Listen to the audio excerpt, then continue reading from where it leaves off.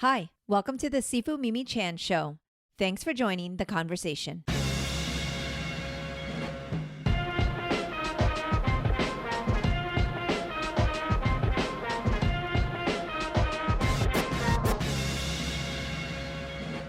Hello, Osk.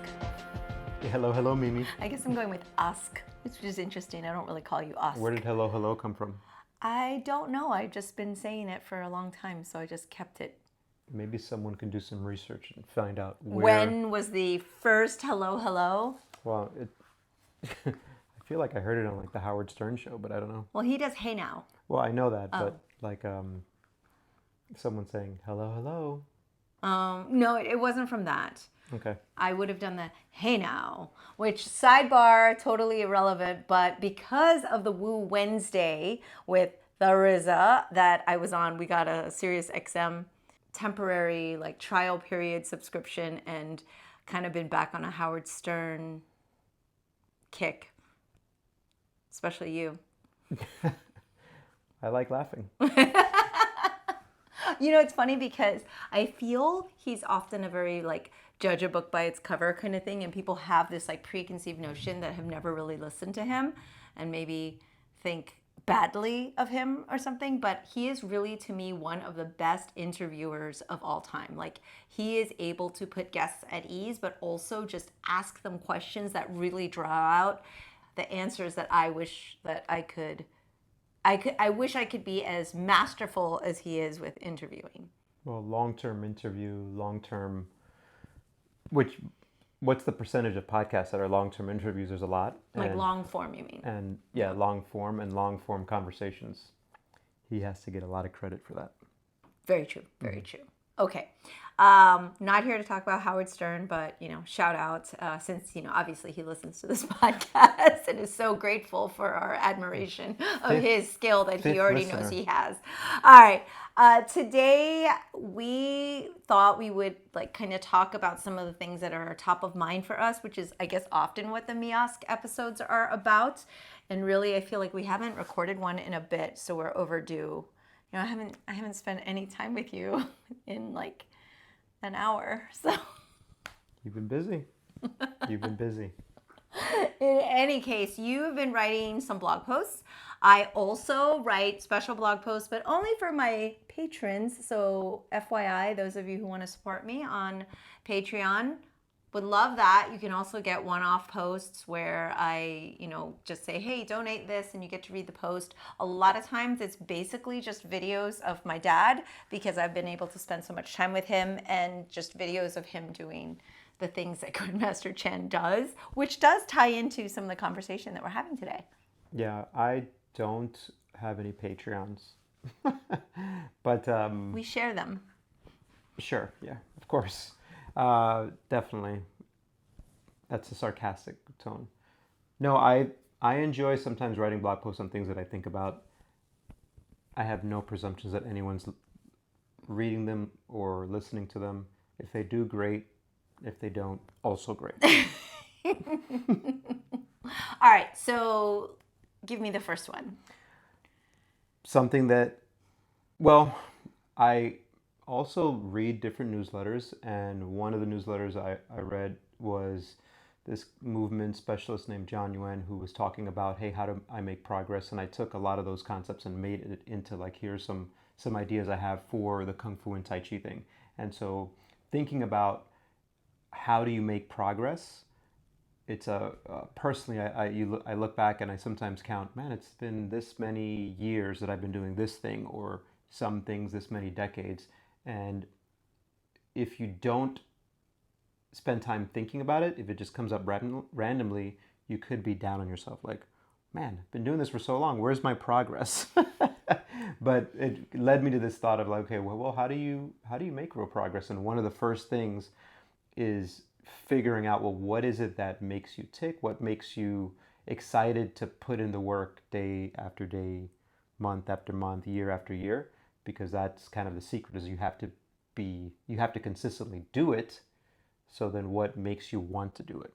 And this kind of brings us to that Simon Sinek's Start With Why, which we learned about from, I think, at Mike Mike Boyle's Boyle's, a yeah. million years ago, was one of the intern reads, and we got a chance to kind of have an exposure. And ever since then, I think it was just a really great jumping off point as a personal, like from a personal standpoint, as a student, as a fitness professional, as a teacher, as a coach, but also just like on a personal level of like, I need to figure out what I want to do. And so what is my why for the different facets of life that I have. So I really love that. And I think by now so many people have actually read that book and have Oh had yeah. some I exposure to mean, it. definitely. It's nothing new, but I feel like it is still a question that we don't always revisit, because your why can also change.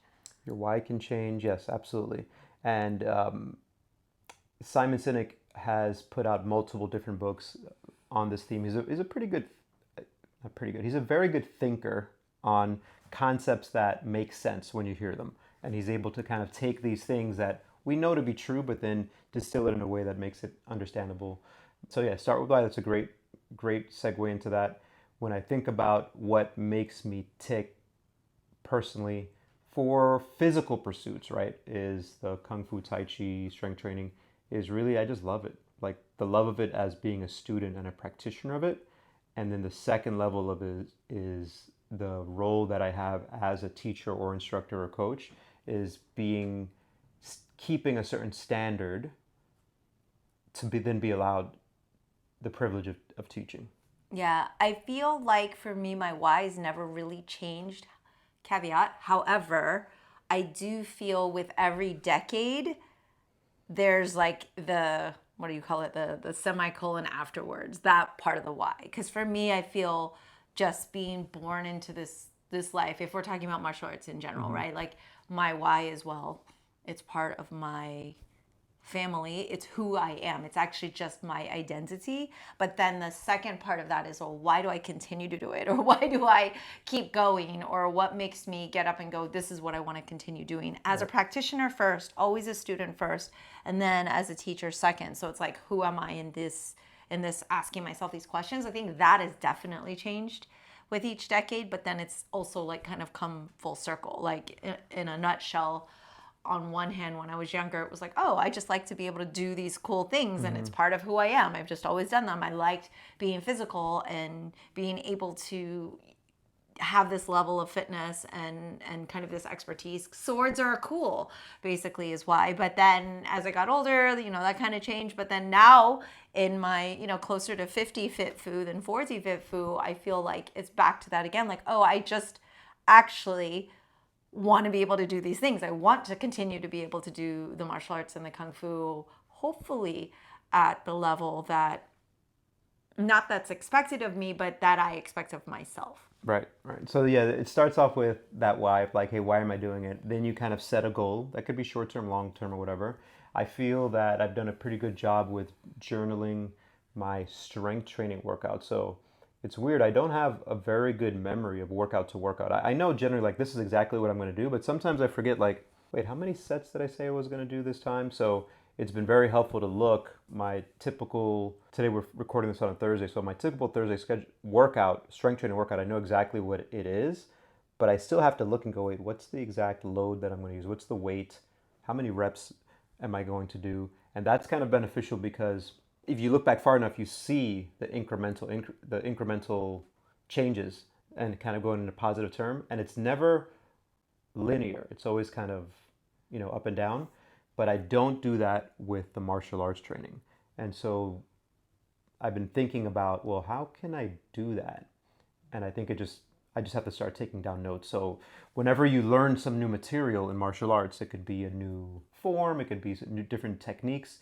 You kind of think about it, but I don't know if I jot down, hey, here is exactly what I learned, or here was how I felt with my intention of my movement, or I think I could have gone lower here, or I could have done this kick with more power.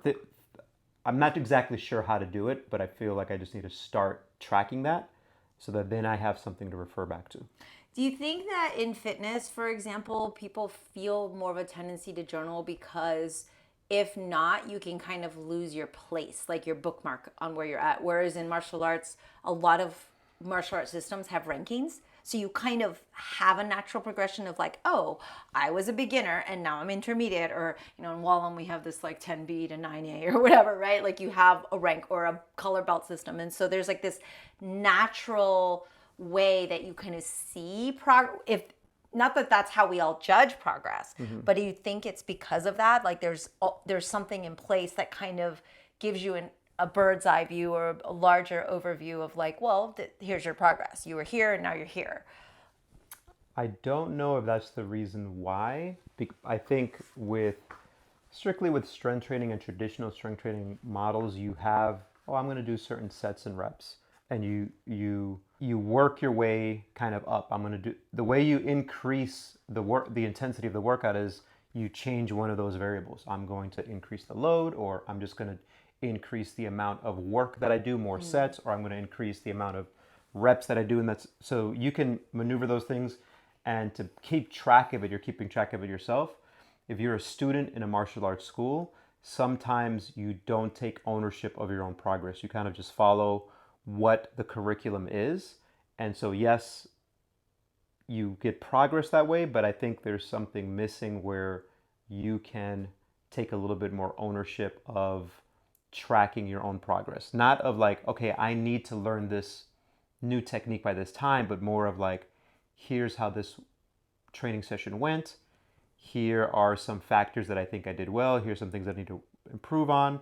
Okay, the next time I have another training session with my martial arts, what can I look at here to just improve a little bit, as opposed to just follow along with the curriculum? Yeah, I think also traditionally in fitness, you don't always have a coach. Now, you should always have a coach, but that's not as traditional. Like people have in the past picked up the books or went to the gym and just started to mill around on different machines, or hey, these are weights, I picked them up, I've seen it done. Whereas in martial arts, generally speaking, there are people that have learned from books and now YouTube University, but generally speaking, a traditional martial artist is following a path where you have, in our case, a Sifu, right? Or a coach or somebody that's kind of guiding you on your journey. So there is a bit of that dependence on someone else telling you your progress, right, or guiding you through that journey.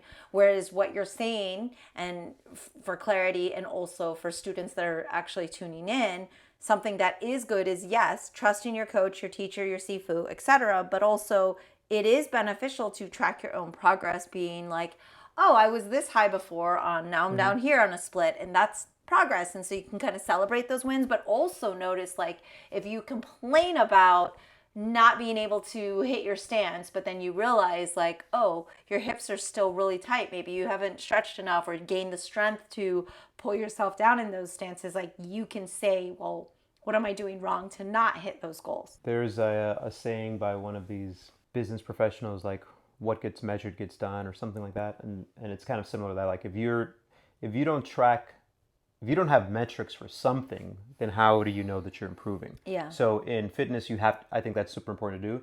But in martial arts, a lot of times your Sifu, your teacher will look and go, yep, that's looking a little bit better. Or nope, we need to work on that a little bit more. And so I think what I'm thinking of is those are the macros. Like your Sifu is like the protein and carbs and fats, and maybe by journaling you can add a little, you can supplement your training, and you get some improvement. So I'm just thinking about how to do that, because what I've done is I've had certain sessions, training Kung Fu, and I'll take a note down. Yesterday, my Kung Fu uncle, right, Sifu Bob Rosen, gave me some things, and I wrote down, oh, okay, those are good pointers.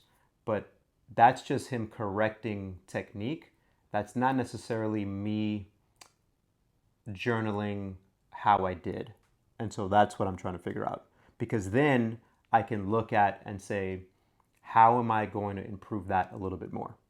there's a million ways to do it, but that's just something that's been on my mind. Yeah, I have a few thoughts there in my brain of processes and whatnot, but I think it depends what we're tracking. So if you're thinking about something where it's like just physical based, like am I kicking at this length, or am I having endurance, or am I, exerting the power, or am I whatever's technique, or if we're going to the internal external elements, you can lay it out that way and then track your progress. But I think essentially a lot of people, especially in Walam, so this is very specific to our style with the zillions of forms and weapons that we have, it's kind of about memory and making sure you know something, but like, do you know it or do you know it, right? And then like maybe giving yourself kind of a rating on that, like what does that mean? I know for Sifu training, a lot of the Sifus have basically called out a form and then put different aspects of it. Like, do I understand the application? Do I know the technique? Do I do it fluidly? Can I actually do all the moves in this form? And then they kind of rate themselves on that, whatever that scale is, like yes, no, working on it, or 1 through 5 Likert scale or whatever, right? So I think that we have to come up with what speaks to us, if it's color coding or smiley faces or whatever. Yeah. But I think the main point being that we should be somehow tracking our progress. Yeah, tracking it, and then when it's time to improve, like your next session, is to almost think, well, how can I just improve it just a little bit? I'm not going to try to improve a lot this next session. And for example, I've had minor tweaks and injuries when I try to push too hard. And so today, doesn't matter what the exercise was, but I was like, okay, last time I did 5 sets of 3 reps. Today, I'm going to do 5 sets of 4 reps. But as I was going through it, I was like, you know what? That's a big jump, 5 sets of 4. So instead, I'm going to change it. I'm going to do 4 sets of 4. But it's still progress, right? Because there's different variables that I moved, and when I did that, I was actually really happy. I was like, oh, I know that I pushed myself harder than last time. It was a little bit more challenging, and I'm happy that I pushed it just far enough. If I had gone to what I had originally thought, I think I'd be just really tired today. And there's other things I have to do. So things like that, tracking in that way, I think helps you not just improve in your, whatever your training is, but then it gives you a little bit more leeway to have also to do all the other things that you've got to do, right? Yeah, I have a lot of thoughts here because on one hand, I love that we are encouraging people to say, hey, you want to be progressing, obviously, right? But then on one hand, I'm like, well, we got to celebrate the small wins. Like, did I just get up off the couch and stretch or something and not kind of, because I guess I'm of the mind of very much beating myself up over not achieving like the best on whatever that scale is and trying to kind of balance that out and finding that balance.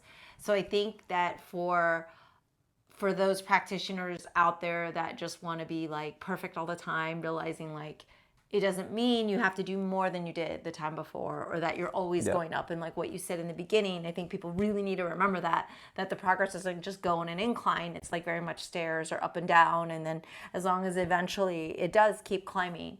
And I would love for you to kind of articulate for people, because I think Grandmaster Chan's a really great example of this. It's like we work with and speak with a lot of our senior population, meaning older, but they've shared things with us like, well, I've always done 10 push-ups, 10 pull-ups and whatever it is. Or I've always like walked around the block 5 times after meals. And I've done that for the last 40 years. And how that's actually progress, even though the metrics don't change. But because as we age, factors change for us. And so how it's not always like a numbers game or a how many, like achievement based, like it's just continuously doing something consistent over time. Because again, if you're my patron, thank you, love you guys, but you'll see Grandmaster Chan constantly doing stick flowers up and down the street, or his Tai Chi around the house, or all the things that he's quote unquote always done.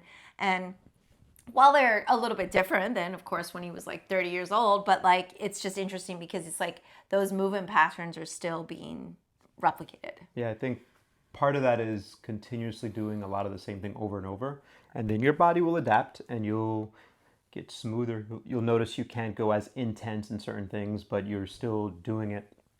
So there's 2 ways to think about it. One is let's say you're our age, right? Late 40s, and you say, okay, now I'm going to try to maintain this baseline. And you try to maintain it for as long as you can. Eventually it will diminish.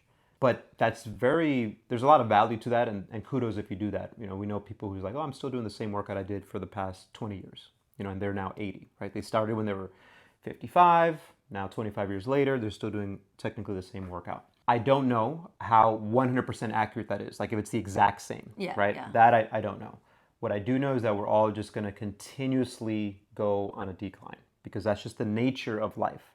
So, no, I really like Peter Attia's thought on this, who's a podcaster and author, wrote Outlive, and it's thinking of your marginal decade, basically your last 10 years of life, right? Like for most Americans, it's going to be in their 80s, maybe late 70s, but saying, okay, what do I want to be able to do in these last few years, and then kind of backtracking. So if you want to be able to do, let's just say, 5 push-ups at 85, well, when you're in your 40s, you should be able to do like 50, right?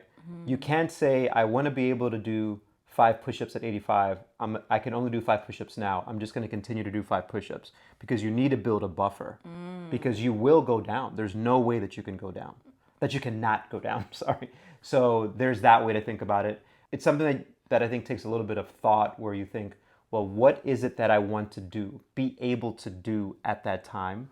And then there's like calculations that you have to take. We'll say, percentage wise, we start losing power and strength, lung capacity, all of these things, the ability to not be sore or fatigue, all that will deteriorate. So you want to look at what do you want to do, and then build this nice big buffer, and then the decline will be like a little bit of a parachute. So I don't have the exact numbers of, okay, this is exactly what I want to do. I do think about it, but I don't have it like written down. This is exactly what I want to do. Ooh, this could be an assignment. So it could be an assignment, but yeah, that's one way to think about it. The other thing with this theme of progress to think about is, well, what happens when inevitably your progress slows down?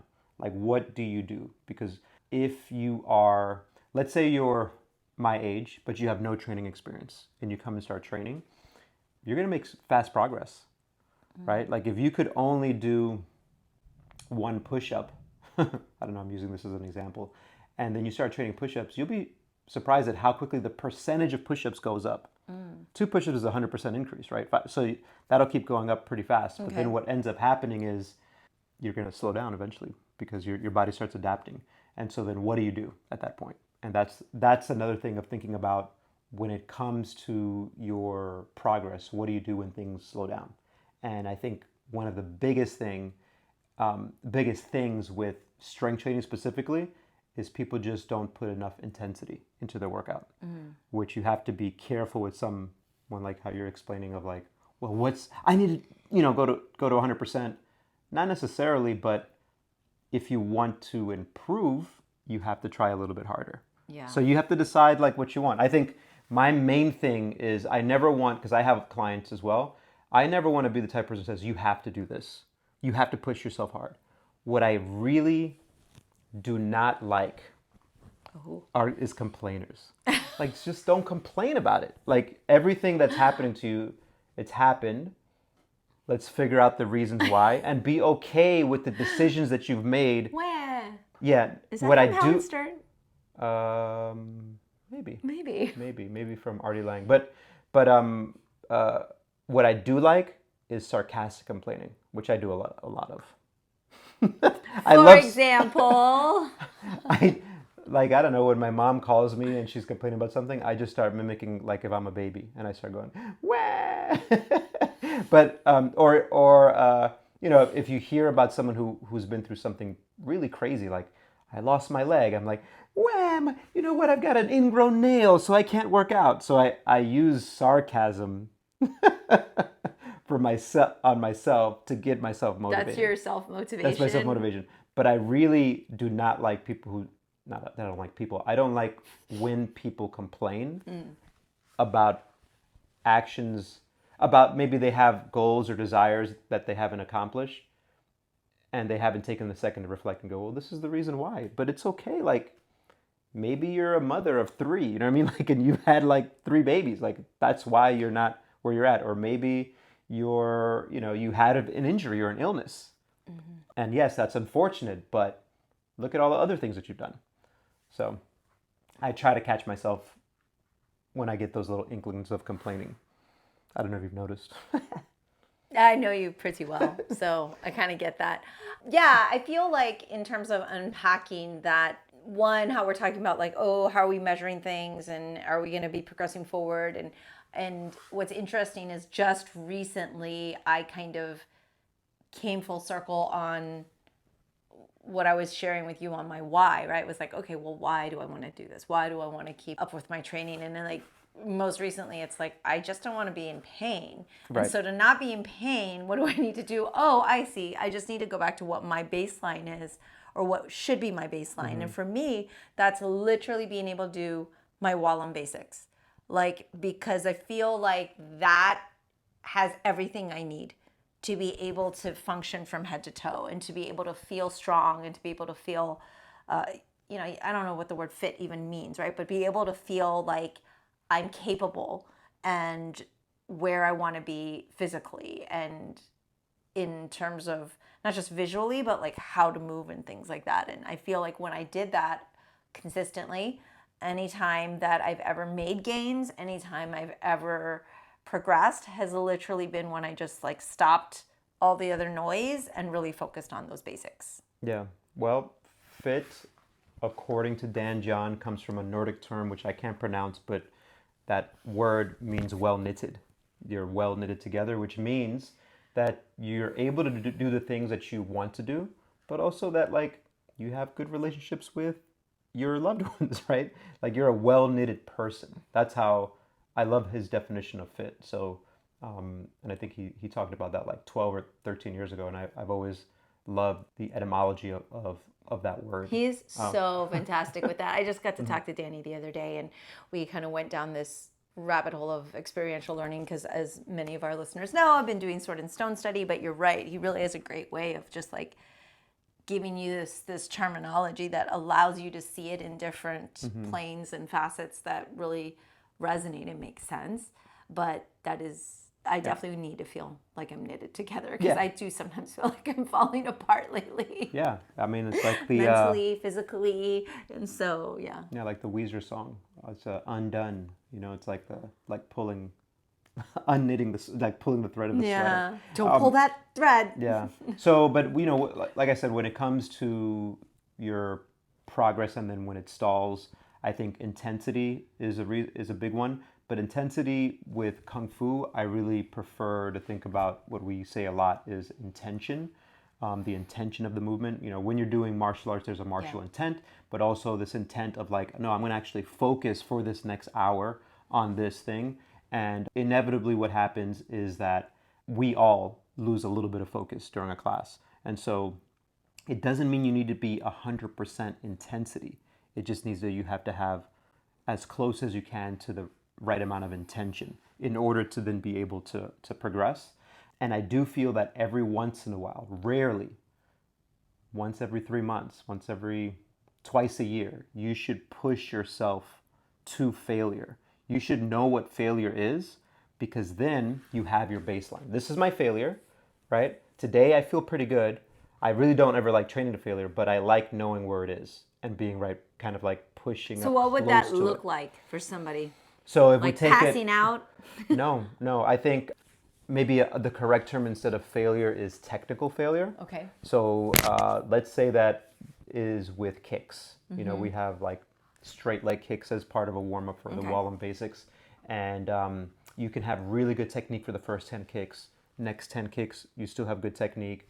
Then it starts dwindling, but they're still good. But maybe when you're trying to push to get 50 kicks, they start looking really sloppy.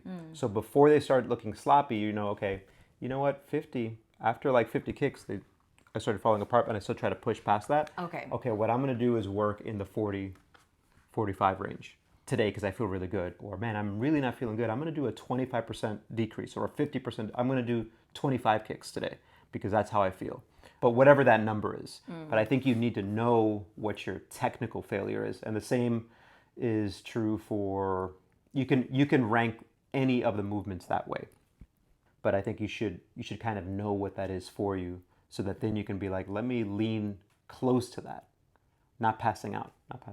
Yeah, I love technical failure. That's a lot clearer, because failure makes it sound like we're pushing people to like literally like throw up on the sidelines and die. No, I think that's, and be incapacitated.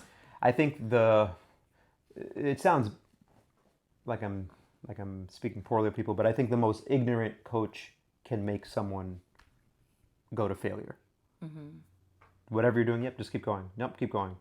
It's like, it's such a, I don't know what other way to say it. It's just such a stupid way to coach someone. Yeah. I mean, I want to say, like, in my 20s, I thought, like, no, the way that I know that we've worked out is when we're so exhausted and we've pushed ourselves and whatever. And, like, 20 something years later, you're like, the way I know that I worked out is if I still feel like I can function, move well, think cognitively, but then I do know the technical side of things, because then your body better too, and you just know so much more. And so it's interesting to me too, a lot of people say, well, this is how it's always been done, like when you're bench pressing and then you're just pushing till like you freaking like drop the weight on whatever. But like, I think that it's important to kind of remind people that things, as we get more information over time, like we should take that knowledge and then actually apply it.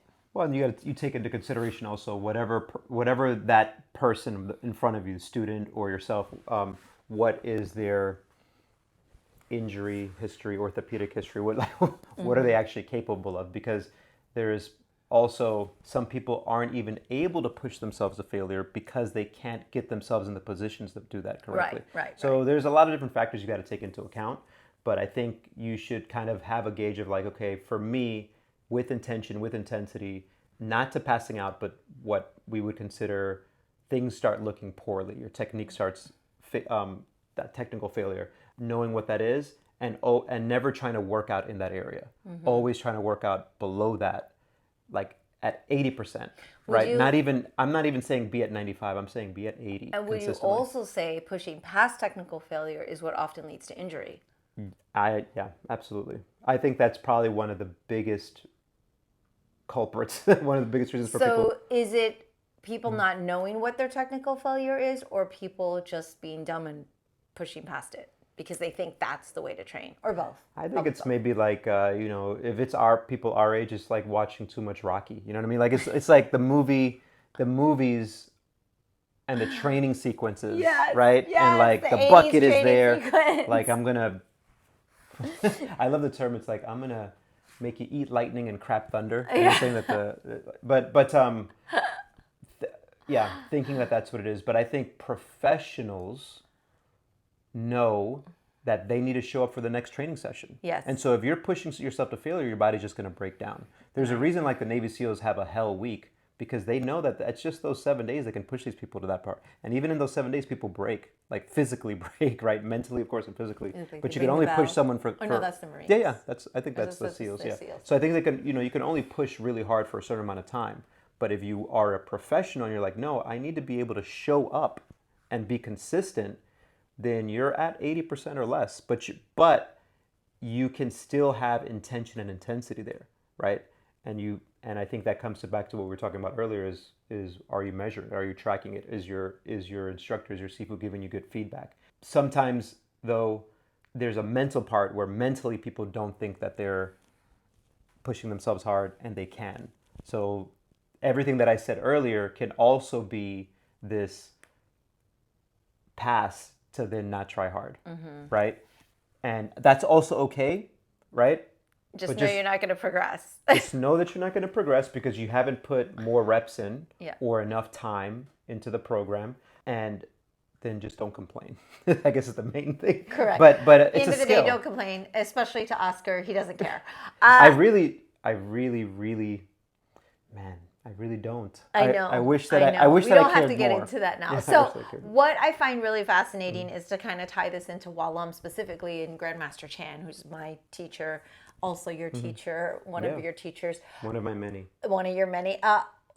Man, I just love where you explain things. I know I call it exercise science. I know I call it like modern science, fitness, whatever. Like just information that we didn't have in 1980. Let's just say, right? Because you're like looking at Kung Fu magazine, or you're getting this. We don't have the internet. We don't have the same exposure to the resources that you have taken so seriously, and like gone down different avenues to learn and help us with recovery and prehab and prevention and things like that. But like, I love how intuitive though kung fu can be if done right, and how Grandmaster Chan is. Because for example, like, people would always criticize practitioners for like not being crazy fighters. Like, we wouldn't go full contact all the time and all this stuff. And my dad's philosophy always was like, well, you should condition and you should do the drills like what you kind of do now, which is a lot of striking drills and doing, what do you call it, technical sparring and things like that. But he goes, why do I want students to fight so hard where they break their ankle or hurt their leg and then they can't come back to class? And he's like, if they can't come back to class and be a student the next day, then they're useless to me.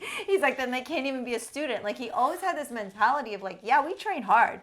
I mean, you see all the crazy Wallum stuff that we do is not easy and it is intense, but like, he really always had it in his head where it was like, no, but we don't go to the point where students can't show up the next day to train. Yeah. Yeah, that's a very good point. I think if your profession is to be a fighter, then you've got to, turn a certain way turn a certain way. But even now, you hear of a lot of professional fighters, and they don't do hard sparring continuously. They're doing basically technical sparring for skills. Then they push hard every once in a while, and then they train hard in different ways, and realizing that it's this mental thing. But not this that you have to just you're everyone has a limit, right? And you can't break your body down and then expect to be able to show up and perform and then improve, right? Yeah. So you and everyone's different. Some people are actually just built differently. Like, I always look at myself and I always say, yeah, you know what? Look at me. I got smaller wrists, smaller ankles. I'm not really meant for like making impact. There's people who are my same height and build, and I can stand next to them, and I'm like, man. Yeah, I was like, our like our a 9-year-old. You 9-year-old. put my hand next to him. I was like, geez, I mean, look at the size of this kid's hand, and his wrist is like, his wrist bone is bigger than my wrist bone, and I'm 40 years, right? I'm like 40 years older than him, right? So you got to also take those things into account. But one of the things that we've been talking a lot about in the past few weeks is this idea that if you want to improve in almost anything, is this falling in love with the basics. If you're a beginner, is to realize like, wow, what a privilege. You're getting to learn all the basics now, and you get to like do it right now in 2024, where we're 2025. My goodness. We're doing it in 2025, where you can get a ton of different types of feedback. I wish it was last year too. Yeah, a ton of different feedback from different people and different ways to explain things, as opposed to 1980. Which was nice. You had great instruction there as well, but you have this opportunity as a beginner. And then for the people who are advanced, it's like a marriage. You just got to look and be like, falling in love again with the same thing, with the basics over and over again. And that happens to me all the time, where we have these basic classes and I'm like, man, this class was so awesome, because just loving the basics. And it's a great way to progress, is to never get tired of the basics, not constantly switching up routines, which is something that happens a lot too, is like, I want to learn this and also this and also this and also this. You have to sometimes realize that there's some things have to go on maintenance. Okay, I have 8 million thoughts, but like, I would love for you to address this whole like muscle confusion. Like, there was this fitness trend about that, and like, no, you have to switch it up all the time. And as a traditional martial artist, I mean, if you've come to my class, you know pretty consistently what's going to be happening. And I am pretty consistent with things and like about exploring and going deeper into the things we do know. But I do understand there are other concepts out there. What is like that? I don't know too much to speak to it, except that I think I don't even understand what that concept of muscle confusion is. I think it's total bullshit. It's like, muscles don't get confused, like, yeah. I don't understand it. I don't believe in like, I need to throw every little thing at my body so that it gets confused and then adapts. It's more of like, what do you want to be able to do? Target your workout to improve that aspect. And if what you need to do involves a lot of different things, you do have to have I believe Brett Jones calls it minding the gap or filling the gap type of training of like, okay, here's like the basic program, Yeah. and then here's a few other things that fill in the gaps. Yeah. Yeah. But it's not a ton of different things. Yeah. And the bulk of what you're doing, the basics that you're doing consistently, it gets bigger and richer and more intricate, and you continuously get better at that. And then supplementing that around it are little things that you mind the gap, as opposed to, I'm going to try this, now I'm going to try this, now I'm going to try this. You're not, again, this is using another author, Cal Newport, you're just not going to get good at stuff because of this belief of like, no, you've got to put in time, put in the deep work to get better at things. Yeah, I think there's a confusion there for people because they think variety means it has to be a completely different exercise. Whereas variety can also mean how I look at the exercise I'm doing, the intent of it today. Like, am I focusing on my breathing? Am I focusing on my posture? Am I focusing on my stance work? Am I focusing on, there is so much that you can do with the same exercise, but have it be varietal, right? Which is like, I'm going to do it for time, or I'm going to do it for intensity, or I'm going to do it for correctiveness or fluidity, especially if we're talking about martial arts in particular. I think we need to do a better job of articulating and communicating with our students what falling in love with the basics means, and how that is variety, how that is enriching, and just how much more interesting it can be, and that it's not always about the shiny new thing. Like, those are fun too, but that once you do get your sword, like, you need to spend thousands of hours with it to even be close to ready to really learn. And I feel like we have to do a better job of sharing and teaching our students, like, what does it really mean? And that way they don't get in their head bored, because kids especially get very bored doing the same thing. When you're doing Bai Fit Sao for like 5 minutes, it's like, why am I doing this? What is happening? But I think if we can find a way to make the same different, if that makes any sense, and just how can we communicate that with people. Yeah, same but different is a concept that all of the best strength coaches use. Wow. So for example, It's just rubbing off on me because I get to talk to them all the time. You can do a single leg squat, or let's say a split squat is easier, right? It's like a kneeling like type of position. You're like, all right, well, how am I going to do the same exercise? And I progress, and now if someone's gotten stronger, they've got a good baseline. Well, let's do the same exercise but different. We're going to do some isometric holds where you basically pause and hold a position. Okay, now we're going to go and maybe do the same split squat, but we're going to raise your back foot and we're going to change the load. We're going to make you hold the weight in your hands instead of holding it up here in your arm. So we're going to make you wear a weight vest. So it's all the same exercise, but slight little different variations. So you have that type of variety, but that doesn't mean then that now I'm going to just be trying all these different kind of crazy things. And the thing is, for Kung Fu and Tai Chi, if you want a bunch of variety, just accept that you'll never be good, right? Accept that you're just going to be having fun. You're like, oh, I'm just going to... Basic. You're basic, and it's. I mean, I guess that's part of it, but I think it's accept that you're not a serious student, which is something that we talked about before. Of like, what defines a serious student, or because who doesn't get bored is a professional, right? So like, if they just get the work done and they just do it, and they do it over and over again, and then they get really good, and then someone looks at them and goes, man, that person is so lucky. They're so good, or they're so talented. How can Brett snatch that weight? Right. Like, okay, so you've got not fair. Brett Jones, Director of Education of Strong First, Master Strong First instructor, right? With like kettlebells and barbells and all this stuff. And he's like, he probably outweighs me by maybe like 15 or 20 pounds, right? But like, I remember he was like, let me just show you something. I'm not feeling too well. He was showing me technique on pressing a bell. The heaviest bell that I was ever able to press is 32 kilograms, 70 pounds, right? And I needed to kind of work up to 36 kilograms, which is 80 pounds. And he's like, hold on a second. And he just grabbed a 40-kilogram bell, cleaned it and pressed it. And it's sort of like, my instinct, of course, first thing is like, man, I can't believe that you can do that. But the truth is, the dude is a professional. He's put in the work, a ton of hours working this technique, so he's able to pick up an 88-pound bell and press it like more than half his body weight, or half his, like no problem. And it's the same thing with like your father or yourself when you do something. People see you do, like, you're doing the game form, the double-edged sword form, or you do a move and they're like, wow.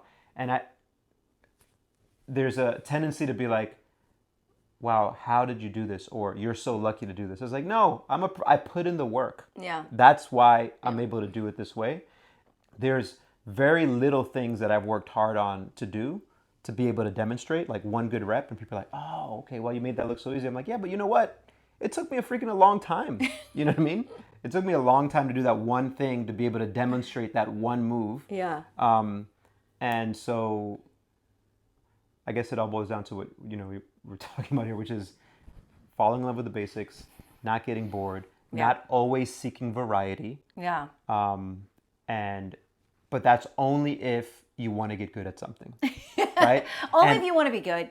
Like if you want to be good at something, you have to put in the time, and you have to go to what we said at the beginning of this conversation of like, you found what makes you tick. Okay, now you've got to put in the time, day after day, week after week, month after month, year after year, and your progress will be in the same way that like hopefully our retirement accounts look like. We never look at it, right? But the numbers dip, go down. Someone says something stupid shit and the numbers go down. Then they say something that goes up. But hopefully over the course of like... Let's hope. Over the course of like... Otherwise we'll need a lot more patrons, guys. Yeah. Over the course of decades, it's moved up. And you're like, well, I started here and now I'm here. Man, it was crazy. Those 30 years were crazy, but we're up here. And that's the way that progress is going to be also for your physical or for any endeavor, I guess. Yeah. All right. Well, I'll leave it there for today, but I would love to hear from our Kung Fu, Tai Chi practitioners, fitness practitioners, what your thoughts are. If you're tracking your progress, please share. Would love to know. We're always open to learning new tips and tricks if you have them. Your favorite journal or your favorite pen, perhaps.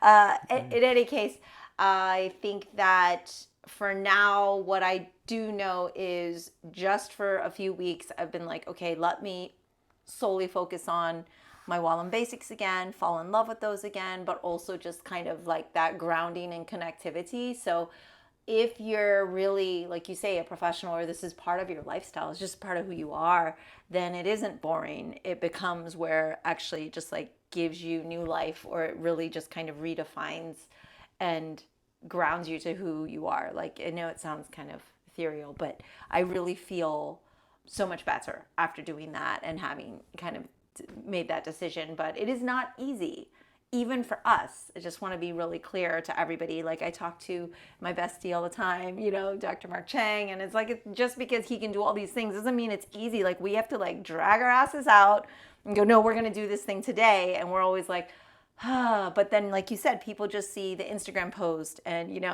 he's in a split or whatever, or I'm doing this, or you're lifting weights or whatever. And people think it's so easy, or that because we have this lifestyle or a profession, it's also easy for us. And I'm like, It is equally as difficult. We also wake up sometimes in pain, and just, that's our reminder, as Brett Jones says, that, that we're not dead, but like, it's just one of those things where I think we have to kind of remind ourselves we are all human. We all experience similar things. We all want similar things. And that if we kind of just go on this path, and, hopefully we'll end up at the right place. You can hope. You can hope, or, you can just put in the work. Yeah, or you can just put in the work and like enjoy the journey. And then if you've tracked your progress and you've been consistent, you can't help but see some improvement, and you can celebrate that. So that's always a positive. Oh, I love that you're being positive. Yeah, I'm a positive person. Okay. It's true. You really are. All right. Well, thanks so much. You guys, shout out. Let us know what's up. Until next time. Bye. That's all for today's episode. Thanks for listening to the Sifu Mimi Chan Show. Please subscribe and rate my podcast on your platform of choice and leave a review. You can become a patron of the show at patreon.com/SifuMimiChan to help keep this podcast going. Follow me and interact on social media at Sifu Mimi Chan on Instagram or Facebook.